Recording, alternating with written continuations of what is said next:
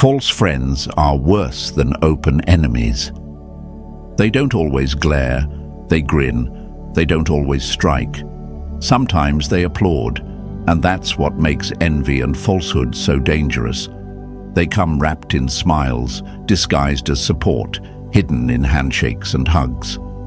My friends, welcome to the quiet battlefield of everyday life, where not every congratulations is clean and not every cheer is for your rise. Before we dive into the 7 ways to recognize envy and falsehood in others, I want you to do something simple but powerful. Smash that like button, hit subscribe, and stay with me. Because today, we're not just exposing fake people, we're building the clarity to protect your peace like a shield forged by the Stoics themselves. Hey folks, imagine this. You're climbing a mountain. The sun's coming up behind you. You've fought through the storms, the self-doubt, the sweat-soaked nights when you almost gave up. And now, you're near the top. You look back, and there's someone waving, smiling. But something feels off. Their smile doesn't match the eyes. It's like clapping with clenched fists. That's not support. That's silent sabotage. And unless you learn how to read it, you'll let them follow you up the mountain, just to push you when your back is turned. See, most of us were raised to believe that people who laugh with us, like us, that if someone compliments us, it's always real. That jealousy is loud and obvious. But here's the lie. They don't hate you openly. They envy you quietly. Envy doesn't wear devil horns. It borrows your friend's voice. It rides in with soft words and hidden daggers. And falsehood, it plays the long game, pretends, performs, then poisons. Marcus Aurelius, one of the greatest Stoic minds, once said, "The soul becomes dyed with the color of its thoughts." You hang around liars long enough, and even your truth starts to fade. You keep letting jealous people close, and soon you'll start apologizing for shining. That's why we're here, because you deserve to be surrounded by truth, not pretense, real energy, not fake praise. And the only way to build that kind of circle is to learn how to see what others miss. And I'm not just talking about haters. I'm talking about the friend who always has a story that somehow tops yours. The one who disappears when you win, then reappears when you're low. The co-worker who compliments you in front of others, but quietly roots for your project to fail. I'm talking about energy vampires with business cards, pretenders in family dinners, people who smile in your face while calculating your fall behind the scenes. And yet, we ignore the signs. Why? Because we want to believe the best in people. We tell ourselves, maybe they're just busy. Maybe I'm imagining things. Maybe I'm too sensitive. No, you're not. Your intuition isn't paranoia. It's your subconscious adding up all the red flags. Trust it. Because the moment you start listening to that quiet voice inside, the one that says something's off, is the moment you take back your power. This isn't about becoming bitter or distrustful. It's about becoming aware. Stoicism teaches us not to react with anger, but with clarity. Not to lash out, but to observe. We don't chase fake love. We replace it with real loyalty. We don't argue with jealous people. We outgrow them. So if you're ready to see through the masks, to read between the lines, and to protect your peace like it's sacred, because it is, then stay with me. This video is your armor. These words are your mirror. Let's walk through these 7 truths together and come out sharper, stronger, and unshakable. Comment below. I choose clarity. Like the video, subscribe to the channel, and whatever you do, stay with me. Number 1, their applause feels off. Listen to the vibe, not the volume. False praise is more dangerous than honest criticism. The applause may be loud, but if the energy feels hollow, trust your gut. One of the first signs of hidden envy is applause that doesn't feel like celebration. It feels like noise. Imagine standing on stage after a major win, the spotlight hitting your chest, the crowd clapping, smiles all around. But somewhere in the back, there's that one person. Their hands are clapping, sure, but their eyes, cold, distant, almost like they're calculating something. That's not admiration, that's resentment dressed in politeness. See, the human mind is smarter than we give it credit for. We may not always see deception with our eyes, but we feel it in our skin, in our gut. That tightness in your chest when someone congratulates you, but your soul whispers, "Careful." That's not weakness, that's awareness. That's the subconscious reading subtle cues, tone shifts, facial tension, body language that doesn't match the script they're performing. And if you've ever felt that, where someone's words say, "I'm happy for you," but their energy screams, "Why not me?" then you've met envy face to face. But here's the lie most people believe. If they said something nice, they must mean it. No, my friends. People lie with words all the time. Actions, energy, presence, that's where the truth lives. Marcus Aurelius reminded us, "You have power over your mind, not outside events. Realize this, and you will find strength." That includes the power to discern, to feel something's off and not brush it aside just because the words sound good. Still, it's hard, isn't it? Because we want to be liked. We want to believe that the people in our corner are genuinely cheering for us. We want to think we've built a safe tribe of supporters. And we're afraid that if we question someone's sincerity, we might push away the few people we think care. But let's break that fear with truth. Real love doesn't feel forced. Real support doesn't feel confusing. If someone's praise leaves you more anxious than affirmed, then that's not love, it's performance. So how do you know when the applause is fake? Watch how long it lasts. Real supporters don't cheer just when you're visible. They keep clapping when no one's looking. Real friends don't just show up for the photo. They stay through your silence. But the envious, their claps are loud in crowds and silent in solitude. They'll smile while others are watching, then vanish when you need them the most. Because their praise was never for you. It was for their image of being close to someone who's rising. You may wonder, am I just being too sensitive? Should I just be grateful? No, you're not being ungrateful. You're being awake. And it's time we stop gaslighting ourselves into tolerating energy that drains us. The Stoics didn't build their philosophy on wishful thinking. They built it on raw clarity, on observation, on truth without sugarcoating. You're allowed to say, something feels off, and protect yourself. You're allowed to value your peace over public politeness. This is your mind, your energy, your life.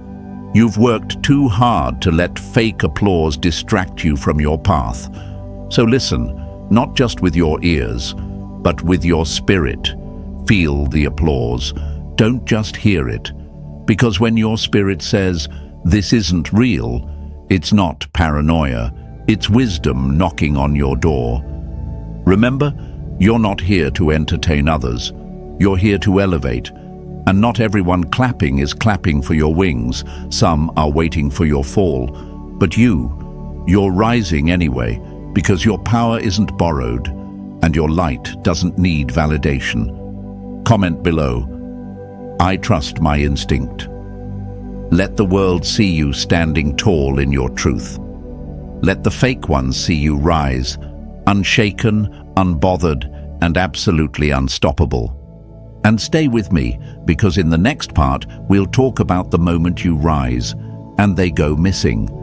The disappearance isn't random, it's a signal, and you're about to learn how to read it like a Stoic warrior. Number 2, they disappear when you rise, but smile when you struggle. Not everyone who walks with you is for you. Some are just there to make sure you don't walk too far ahead. Have you ever noticed it? That eerie silence when something finally goes right in your life. You land the job, you reach the goal, you break through the storm, and suddenly someone in your circle goes quiet. No call, no message, no celebration, just distance. But rewind the tape a bit, and you'll remember when you were broke, when your relationship crumbled, when you couldn't catch a break. That same person. Oh, they were around, checking in, talking often, being supportive. But support isn't proven when you're broken. It's revealed when you're blessed. And, my friends, one of the clearest signs of envy wrapped in false friendship is this: they only show up when you're down. Because when you rise, it bruises their ego. When you glow, it reflects their dimness. And when you win, it reminds them that they're still stuck. And they can't stand the mirror your success holds to their face. Think about it. What kind of person disappears during your celebration, but always pops up in your crisis? That's not a friend. That's an emotional leech. They feel useful when you're struggling, and threatened when you're succeeding. They'll listen to you vent for hours, but can't send a 2-second congrats when you make it. That's not just inconsistency, that's resentment in disguise. And you know what makes it harder? They don't always leave with drama. They leave quietly, casually, maybe even politely. Been busy, they'll say. So happy for you. They'll text, with no emojis, no warmth, no intention of following up. And part of you, because you're human, might try to justify it. They probably have a lot going on. Maybe they're just introverted. Maybe it's nothing. But let's break the lie. When someone cares about you, they show up. Not just when you're down, not just when they feel superior, but when you're shining too. Marcus Aurelius once said, "Look well into yourself. There is a source of strength which will always spring up if you will always look." That strength, it's your ability to see clearly without making excuses for energy that's vanished. Stoicism teaches us not to beg for people's presence, but to notice their absence and adjust. To stop chasing explanations and start trusting observations. And here's the tough truth. Some people feel more connected to your pain than your progress. They see your struggle as relatable, but your success. That feels like rejection. They don't know how to celebrate you without comparing themselves, and instead of rising with you, they retreat back into comfort, back into gossip, back into that silent resentment that grows in the dark corners of their envy. But you can't dim your light to keep others comfortable. You weren't made to shrink to fit inside the box of someone else's insecurities. You were made to evolve. And not everyone will come with you. Not everyone should. That's not betrayal, that's graduation. The Stoic doesn't cling to what's fading. They release it with grace and walk on with clarity. So what do you do when someone disappears during your rise? You let them. You stop reaching out to those who went silent when your life got loud with blessings. You stop explaining yourself to people who were only ever loyal to your limitations. You stop dragging people up the mountain who were never planning to climb in the first place. And if they come back around one day, after your name's in lights, after the path is cleared, remember this. Absence during your rise isn't forgotten. It's not about holding a grudge. It's about holding your standards. Because your energy is sacred. Your circle is your soil, and nothing beautiful grows in poisoned ground. The ones who stayed, who clapped with full hearts, who lifted you even when they had nothing to gain, those are your people. The rest? Let them drift. That's not loss. That's alignment. Write this in the comments. I release what faded. Let the world see you choosing peace over pretense, loyalty over noise, growth over guilt. And stay close, my friends, because next we're going to talk about flattery, how some of the sweetest compliments are just sugar-coated manipulation. You'll learn the difference between praise and a planned performance, and it might just change how you see everyone. Number 3. Compliments without consistency. Flattery is the first cloak of deception. Beware the flatterer. They praise not to uplift, but to position themselves beside your shine. Unknown. Let's be honest, who doesn't love a good compliment? It feels good to be seen, to be appreciated, to hear someone say, "You're incredible," or "I admire the way you move." We're human, and acknowledgement touches something soft inside all of us. But here's the danger. Flattery is the easiest mask envy wears. It's smooth, it's sweet, and it's often just believable enough to slip past your defenses and into your trust. And if you don't know how to read it for what it is, it can become the rope they use to pull you into their manipulation. Folks, let me paint you a picture. Imagine someone handing you a beautifully wrapped gift. Gold paper, satin ribbon, elegant handwriting on the tag that reads, "For you." You open it, and inside, nothing. Or worse, a ticking clock you didn't know was there. That's what flattery feels like when it's not rooted in truth. It looks like admiration. It sounds like loyalty. But underneath, it's a strategy, a setup, a performance. Jealous people don't always compete with fists. Some compete with praise, because they've learned that the quickest way to disarm someone strong is to tell them everything they want to hear, not because they mean it, but because they know it earns them your guard being lowered, and once your defenses drop, they slip in, observe, and slowly, quietly, position themselves where they can benefit from your shine, your influence, your kindness. And here's the twist, it's not always obvious. Flattery doesn't walk in with a villain's laugh. It walks in with phrases like, "You're the only one I trust," or "I couldn't do this without you." Sound familiar? Sound innocent? That's the point. It's designed to. But the Stoics knew better. Epictetus warned us, "It is not he who gives abuse or blows who affronts, but the view we take of these things as insulting," meaning it's not about the surface, it's about the substance. You must look beyond the nice words. You must ask, does their praise match their presence? Because here's what envy dressed as flattery will always do. It over-delivers in charm, but under-delivers in loyalty. They'll call you brilliant, and yet they'll never defend your name when you're not around. They'll sing your praises to your face, but let others doubt you without stepping in. They'll tell you you're one of a kind, and then disappear the moment you need them to show up. That's not admiration, that's opportunism, and a Stoic watches for it, not with paranoia, but with precision. This is hard though, right?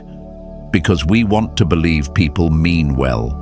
We don't want to turn cold, to second-guess kindness, and you don't have to.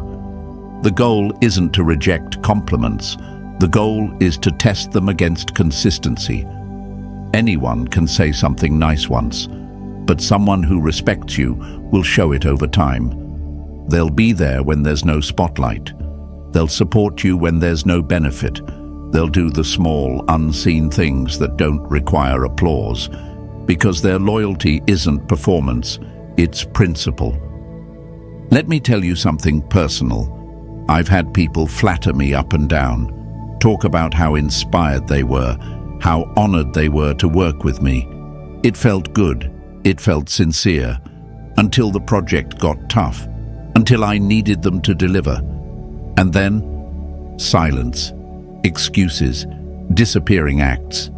Turns out they weren't praising me, they were positioning themselves near me. And when the shine faded and the work showed up, so did the truth. But that's what Stoicism trains us for, not to fear people, but to see people. To stop confusing sweet talk for solid character, to stop letting words blind us to behavior, to stop trading wisdom for a dopamine hit. So what do you do when flattery shows up unearned? You don't get angry, you don't overreact, you observe, you listen twice as hard, you test the words against the walk, and if they don't match, you step back, not with bitterness, but with boundaries, because clarity isn't cruelty, it's self-respect.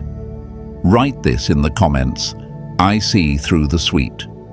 Let the world know you're no longer easy to impress, that your loyalty can't be bought with charm, that your space is earned, not granted through polished words. And stick with me, because next we're going even deeper. You'll see how some people don't want to outgrow you, they want to outshine you, and they do it through one subtle move at a time. Let's keep going. Number 4, they compete with you in conversations, not in hustle. Some people don't want to grow with you, they want to outgrow you, and they'll do it with their mouth, not their effort. Let's talk about one of the subtlest, slipperiest forms of envy, the kind that doesn't argue with you, doesn't criticize you, and doesn't sabotage you outright. No, this one hides in plain sight. It hides in conversations, and it plays out like this. You share a win, and they immediately share theirs, but just slightly bigger. You say, I finally hit my goal this month, and they say, oh yeah, I did double that last year. You open up about something you're proud of, and instead of celebrating, they shift the spotlight right back to themselves. It's not support, it's silent competition. It's the kind of behavior that doesn't scream insecurity, but whispers it, loud. My friends, beware of those who try to one-up you every time you open your mouth. They don't hate you, they fear you. And instead of doing the inner work to grow, they try to talk louder, flash shinier, and make sure their echo drowns out your voice. This kind of envy is wrapped in normal. It comes off casual, friendly even. But if you listen closely, you'll realize they're not adding to your energy. They're stealing it. Because deep down, they don't want to run their own race. They want to stay in your lane and trip you while pretending to cheer you on. And the worst part, you might not even realize it at first.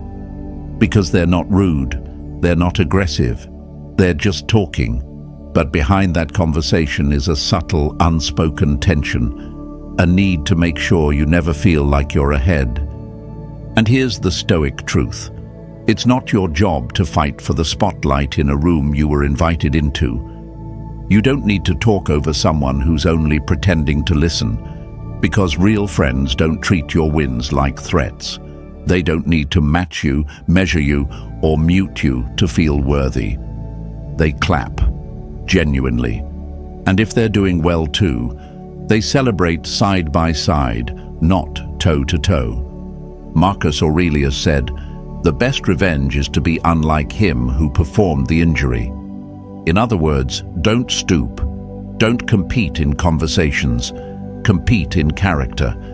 Because these subtle one-uppers, they don't know what to do with someone who doesn't bite. When you don't take the bait, when you respond with humility instead of insecurity, it reveals everything about them and nothing about you. But I get it. It's tempting to defend yourself, to prove you're not behind, to flex your own achievements when someone downplays yours. But that's the trap. That's the energy thief.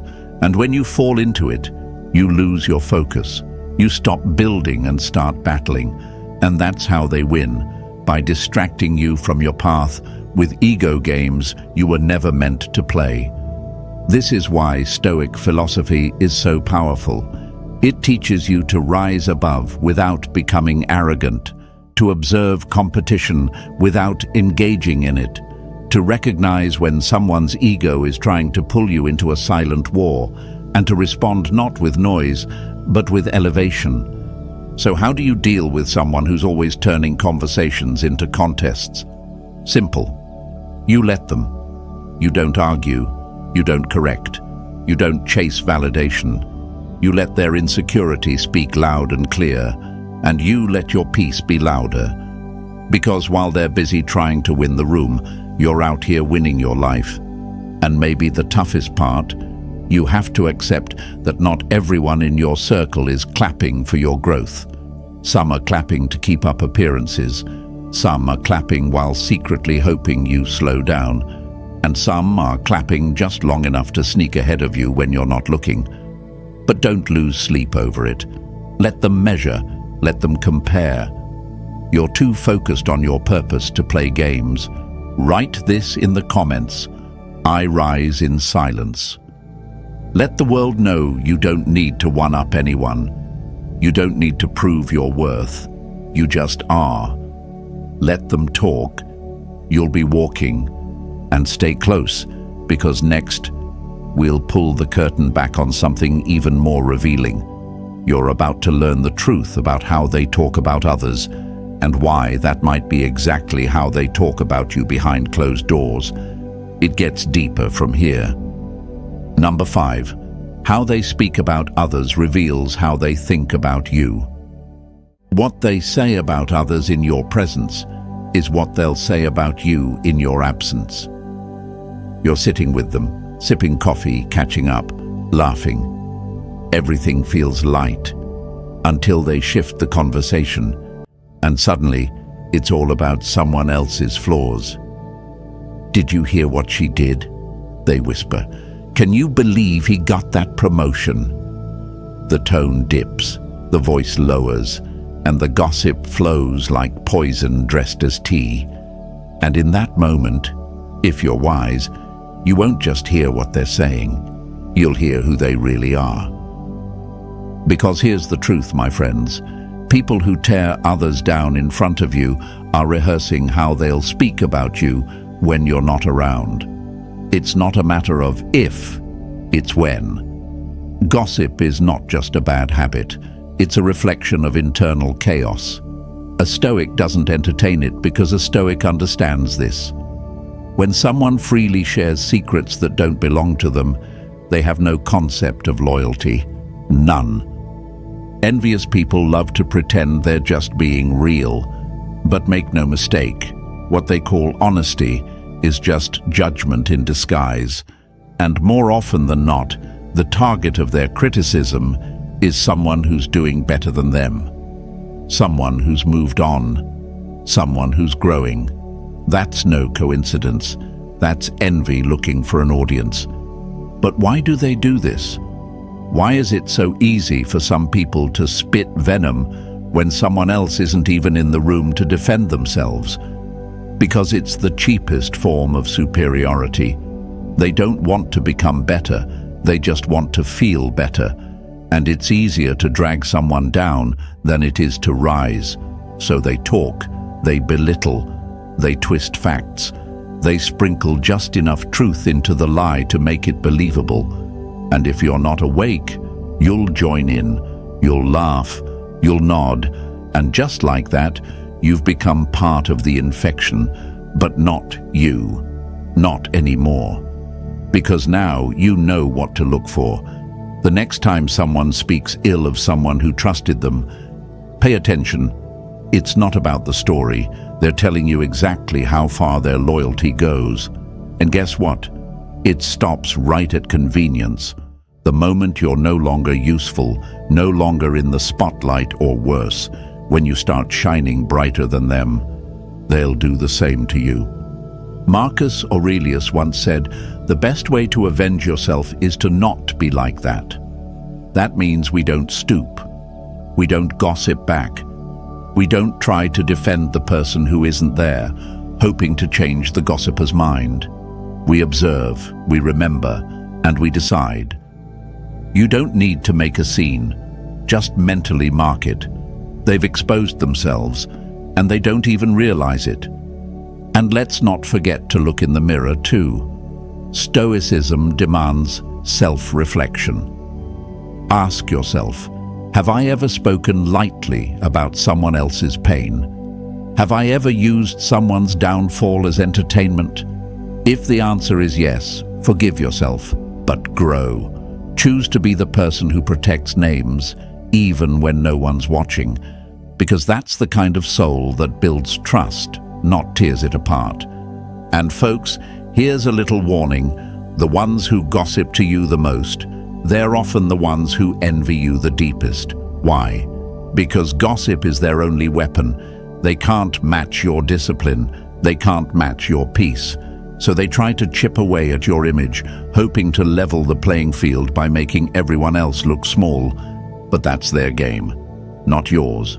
You build, you protect, you walk in truth, and most importantly, you stay away from people who leak energy through every word they speak. Write this in the comments. I protect what's not mine. Let the world know that your integrity doesn't clock out when someone leaves the room. Let those listening learn that you won't be a part of anyone's silent destruction. Not now, not ever. And stay with me, because in the next section, we're going to uncover something that envy thrives on more than anything else: your mistakes. What happens when you're criticized will show you exactly who's clapping for your failure. Get ready. It's about to get real. Number 6. When you're criticized, watch who enjoys it. The knife they wouldn't dare hold, some will still cheer when it's thrown. Criticism reveals more than correction. It reveals character. Not just yours, theirs. You see, when the world starts pointing fingers at you, when your name is under fire, when your flaws are exposed and your decisions questioned, that's when the real ones stand tall. And the fake ones, they smirk in the background, sipping on your struggle like it's their morning coffee. Pay attention in those moments, because when the heat's on you, the ones who secretly envied your rise will finally feel comfortable. They won't say it out loud, but their silence will roar. Or worse, they'll chime in with concern that's laced in judgment. I hope they learn from this. Maybe they needed to be humbled. That's not love. That's quiet celebration. That's jealousy finding its moment in your weakness. But Stoicism teaches us not to fear failure or feedback. Marcus Aurelius wrote, "If someone can prove me wrong and show me my mistake, I will gladly change." A strong person welcomes growth, but a jealous one, they don't want your growth, they want your fall. So, when you're criticized, don't just look at the critic, look at who's enjoying it. Write this in the comments. I see who watches. Show them you're not just listening to words, you're reading energy. You're not bitter, you're awake. And stick around, my friends, because next, we're going to test something even more powerful. What happens when you start setting boundaries? Watch how their mask cracks when they can no longer control your access. Number 7. Notice how they react to your boundaries. It exposes their mask. The moment you stop being available, you start seeing who was only around for access. Setting boundaries doesn't push the right people away. It reveals the wrong ones. You want to know who's been wearing a mask the entire time. Say no. Say, I don't tolerate that. Say, I'm busy working on me right now. Then watch the shift, the silence, the attitude. That's not confusion, that's exposure. Because folks, people who truly care about you will respect your space. They'll adapt, they'll understand, and they'll honor your growth. But the ones who only saw you as convenient, they'll call you distant, selfish, changed. And guess what? They're right. You did change. You stopped being a doormat. You stopped letting energy thieves run wild through your peace. Stoicism teaches us that we can't control how others treat us, but we can absolutely control who gets close. Boundaries aren't walls to isolate, they're gates to protect. And the moment you build them, the envious and the manipulative start to panic. Why? Because they weren't drawn to your soul, they were addicted to your access. And when the door closes, their loyalty goes with it. Write this in the comments. My peace has a price. Let them know your time, your energy, your mind. It's sacred now.